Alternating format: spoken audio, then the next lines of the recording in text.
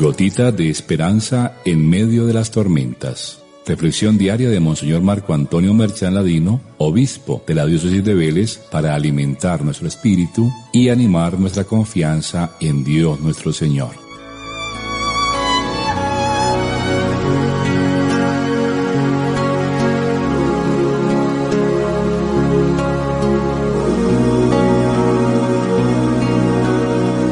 Muy queridos hijos e hijas, reciban mi saludo en este primer domingo del mes de octubre. Las gotitas de esperanza de hoy se fundamentan en el capítulo 10 de San Marcos, que nos muestra de nuevo a Jesús, que enseña, y a mucha gente que se reúne en torno a Él para aprender.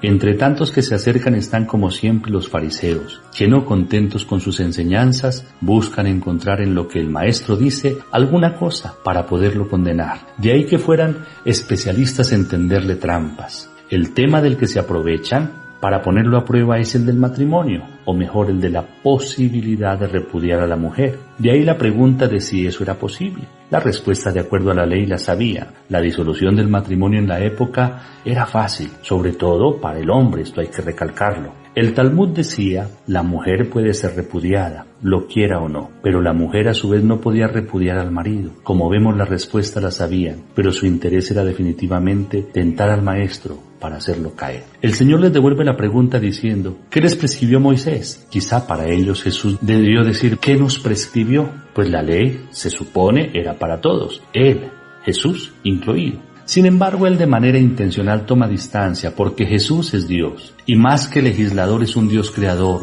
por lo que si bien Moisés, como podemos ver en el capítulo 24 del libro del Deuteronomio, permitía que el marido repudiara a la mujer mediante una carta, si encontraba en ella algo de vergonzoso, ya fuera el adulterio para aquellos más rigurosos o cualquier motivo para que el marido considerara esto para aquellos que seguían una interpretación un poco más laxa de la ley. Lo cierto es que Jesús no se detiene en la ley, sino como el creador que es, lleva todo al inicio, a la creación, al proyecto original de Dios sobre el matrimonio. Pero antes les hace entender que Moisés lo permitió por la dureza de sus corazones, que de paso, recordemos, para la mentalidad hebrea, el corazón no era la sede y el símbolo de los afectos como lo es para nosotros hoy, sino que el corazón indicaba la mente, la cabeza. Esto significa que Moisés lo permitió por la testarudez, por la terquedad, por lo caprichosos que eran. En este sentido, aun cuando esté escrito en la ley, no significaba que ese fuera el querer de Dios. De alguna manera lo que había hecho Moisés al escribir esto era ceder un poco al egoísmo humano tan desordenado y a las inclinaciones pasionales del hombre. Esto que hizo Moisés lo siguen haciendo los legisladores hoy, cediendo cada vez más a las inclinaciones perversas, haciendo legal aquello que en el proyecto original de Dios sería impensable, como el aborto, como la eutanasia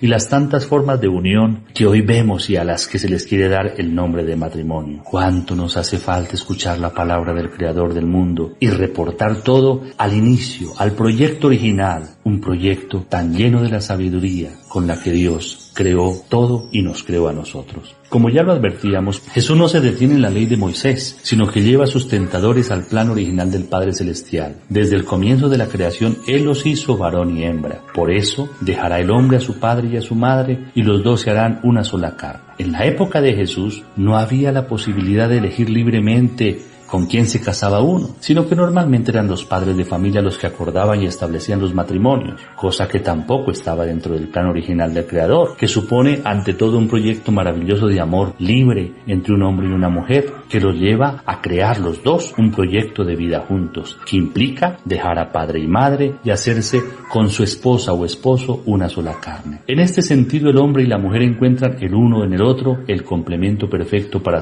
autoafirmarse a sí mismos y para ser plenamente felices. Como este es el plan original establecido por el Creador, se entiende la frase que sigue: lo que Dios unió no lo separe el hombre. Lo que es simple matemática, cuando hay dos se puede dividir. En cambio, cuando se es uno solo, una sola carne, no se puede. Hacerlo sería una mutilación. Esta frase implica también lo contrario, esto es, que lo que Dios no ha unido, por ningún motivo deben intentar unirlo los hombres, que es lo que a veces nuestra dureza de corazón, nuestra testarudez, nuestras pasiones desordenadas nos llevan a intentar hacer y a legalizarlo, cueste lo que cueste. Al parecer lo que Jesús dijo en ese momento fue inaudito e inaceptable, no solo para los fariseos que buscaban hacerlo caer, sino hasta para sus discípulos, pues tocaba algo que ellos tenían muy en su corazón, como era el derecho de los maridos, unido a la mentalidad machista de la época, tanto que al llegar a casa vuelven a preguntarle sobre el tema, a lo que Jesús se limita solo a confirmar lo ya dicho, colocando a marido y mujer en el mismo plano de dignidad, pues hasta el momento adulterio se llamaba solo a aquel que cometía la mujer. Quien repudia a su mujer y se case con otra comete adulterio contra aquella, y si ella repudia a su marido y se casa con otro, comete adulterio. Con esto se confirma la opción preferencial del Señor por los más débiles, por las víctimas, por los menos favorecidos, para este caso, las mujeres de la época. En la segunda parte del texto vemos cómo el Señor reprende a sus discípulos porque intentan evitar que los niños se acerquen al Señor y Él los bendiga. Una vez más, el Señor supera la ley que consideraba a los niños como nada y les da la dignidad que todo ser humano merece. Una vez más sale a flote su opción preferencial por los más pequeños, por los excluidos y menos visibles a los ojos de los poderosos. Que nuestra oración de hoy sea orar por los matrimonios, especialmente por aquellos que conocemos y que de pronto pueden estar pasando por dificultades, por momentos de crisis. Que nuestra oración sea la mejor ayuda, bálsamo perfecto para aliviar tantos momentos y tantas situaciones difíciles que a veces al interno de los matrimonios se pueden vivir. Recibamos la bendición del Señor esté con ustedes, y la bendición de Dios Todopoderoso, Padre, Hijo y Espíritu Santo, descienda sobre ustedes y los acompañe siempre. Amén.